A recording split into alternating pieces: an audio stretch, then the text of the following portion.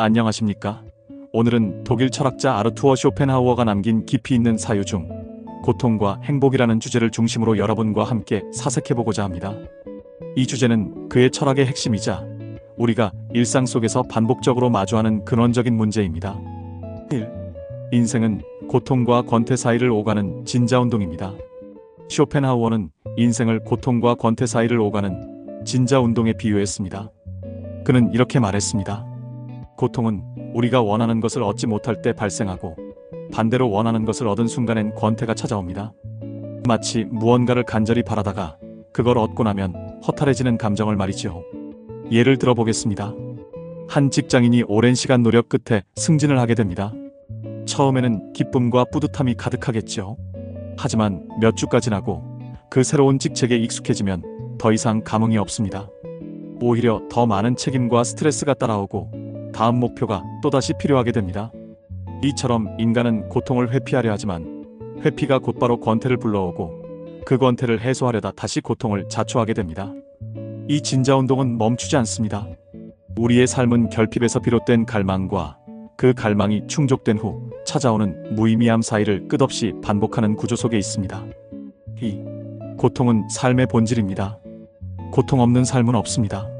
쇼펜하우어는 인간의 삶에서 고통을 피할 수 없는 존재로 보았습니다. 그는 인간이 생존 그 자체를 위해 싸워야 하는 존재이며 이러한 투쟁이 인간 존재의 본질이라 주장했습니다. 고통이 삶의 본질이라는 주장은 비관적으로 들릴 수 있으나 사실 많은 심리학적 연구와도 맞닿아 있습니다. 심리학자들은 인간의 뇌가 부정적인 자극에 더 민감하게 반응하며 행복보다는 고통을 피하려는 성향이 더 강하다는 점을 밝혀냈습니다. 예를 들어 한 번의 칭찬보다 한 번의 비난이 더 오래 기억에 남고 더 큰 영향을 미친다는 것이죠. 일상의 예를 들어볼까요? 아이를 키우는 부모는 아이가 아플 때 깊은 고통을 느낍니다. 반면 아이가 건강할 때는 감사보다는 당연함을 느끼기 쉽습니다. 다시 말해 우리는 고통이 찾아올 때 비로소 삶의 본질에 대해 진지하게 사유하게 됩니다. 이것이 쇼펜하우어가 말하는 고통이 삶의 핵심이라는 명제입니다. 3. 행복은 고통이 잠시 멈춘 상태일 뿐입니다. 여기서 중요한 쇼펜하우어의 통찰이 나옵니다. 그는 행복이란 고통의 완전한 종식이 아니라 단지 고통이 일시적으로 멈춘 상태라고 보았습니다. 즉, 행복은 어떤 적극적인 상태가 아니라 소극적인 상태, 말하자면 고통의 부재일 뿐이라는 것이죠. 예를 들어 퇴근 후 집에 돌아와 조용한 시간을 보내는 순간을 생각해 보십시오. 우리는 그 순간을 행복하다고 말하지만 실은 그저 더 이상 스트레스를 주는 자극이 없는 상태입니다. 고통이 줄어들었기에 우리는 안도하고 그것을 행복이라 부르는 것입니다. 이러한 견해는 불교의 고 개념과도 맞닿아 있습니다. 불교에서도 모든 존재는 고통 속에 있으며 진정한 행복은 욕망과 집착을 내려놓음으로써 고통을 벗어나는 데 있다고 봅니다. 쇼펜하우어는 서양 철학자이지만 그 통찰은 동양의 전통과도 깊은 공명을 이루고 있습니다. 4. 만족은 항상 일시적이며 곧 지루함으로 바뀝니다. 쇼펜하우어는 인간이 무언가를 갈망하는 존재라고 보았습니다. 그런데 그 갈망이 충족된 순간 우리는 오래도록 만족을 누리기보다는 금세 새로운 결핍을 느끼게 됩니다. 만족은 잠깐이고 곧 이어 지루함과 허무가 찾아오지요. 이것은 오늘날 현대사회의 소비 행태에서도 명확히 드러납니다. 새 휴대폰을 샀을 때의 기쁨은 며칠 혹은 몇 주면 사라지고 곧 더 나은 모델의 눈길이 갑니다. SNS에서도 끊임없이 새로운 자극과 좋아요를 갈망하지만 만족은 오래가지 않습니다. 이처럼 인간의 만족은 지속되지 않으며 끊임없이 새로운 고통과 욕망을 만들어냅니다. 5. 고통은 삶의 깊이를 만듭니다. 고통은 피하고 싶은 감정이지만 역설적으로 우리의 삶을 더 깊고 성숙하게 만듭니다. 우리는 고통을 통해 인간관계의 진실을 깨닫고 자신에 대한 통찰을 얻게 됩니다. 예를 들어 친구와의 배신, 사랑하는 사람과의 이별, 가족의 죽음 등은 감정적으로 큰 상처를 남기지만 동시에 그것이 인생의 본질에 대해 깊이 성찰하게 만드는 계기가 됩니다. 고통은 사람을 무너뜨리기도 하지만 어떤 이들은 그 고통 속에서 자신만의 철학과 삶의 방향을 찾기도 합니다. 6.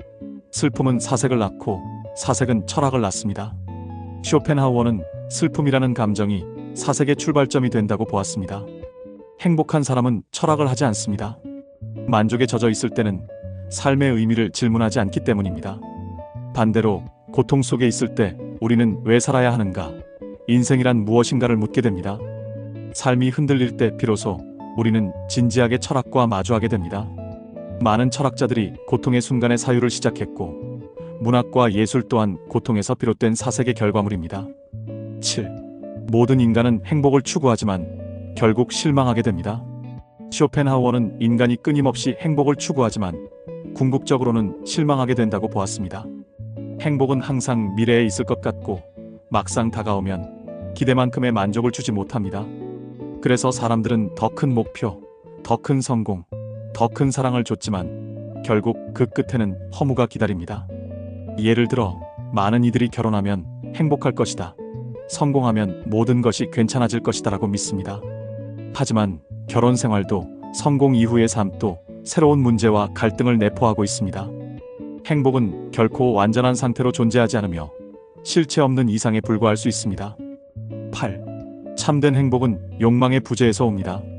쇼펜하우어는 참된 행복이란 욕망을 충족시키는 데서 오는 것이 아니라 오히려 욕망이 없는 상태, 즉 무욕의 상태에서 온다고 보았습니다. 욕망은 항상 결핍을 전제로 하기 때문에 욕망이 있는 한 우리는 고통에서 벗어날 수 없습니다. 따라서 진정한 평온은 욕망을 줄이고 소유하려는 욕망 대신 존재 자체를 받아들이는 데서 시작됩니다. 불교에서 말하는 무소유 또는 금욕주의적 삶의 태도는 바로 이러한 맥락에서 이해될 수 있습니다. 9. 우리는 고통을 피하려다 더 큰 고통을 초래합니다. 많은 사람들이 즉각적인 쾌락을 통해 고통을 피하려 합니다. 하지만 그 과정에서 오히려 더 큰 고통이 발생하곤 합니다. 예컨대 스트레스를 해소하기 위해 과음하거나 과소비를 하면 잠시의 해소는 이루어지지만 결국 건강과 경제적 문제를 일으킬 수 있습니다. 이처럼 고통을 피하려는 시도는 종종 더 큰 고통을 불러오는 역설을 낳습니다.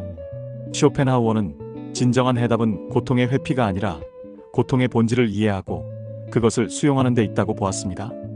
10. 행복은 찾는 것이 아니라 고통의 중지 속에서 느끼는 것입니다. 마지막으로 쇼펜하우어는 행복이란 어떤 적극적인 성취나 성공에서 오는 것이 아니라 단지 고통이 없는 상태 혹은 고통이 멈춘 상태에서 비로소 느껴지는 것이라고 말합니다. 예를 들어 큰 병을 앓다가 회복되었을 때 우리는 행복하다고 느낍니다. 하지만 실은 건강할 때는 그 상태를 인식하지 못합니다.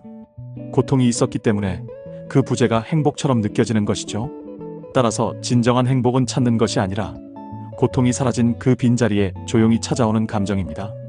이 이상으로 쇼펜하우어의 고통과 행복에 대한 철학적 고찰을 마치며 우리는 그의 사유가 단지 추상적인 철학 이론이 아니라 우리 일상 깊숙이 와닿는 통찰이라는 점을 확인할 수 있었습니다. 우리가 겪는 고통과 만족, 기대와 실망, 그 모든 감정의 흐름 속에서 우리는 삶을 이해하고 그 의미를 찾아가야 할 것입니다. 구독과 좋아요는 행복을 만듭니다.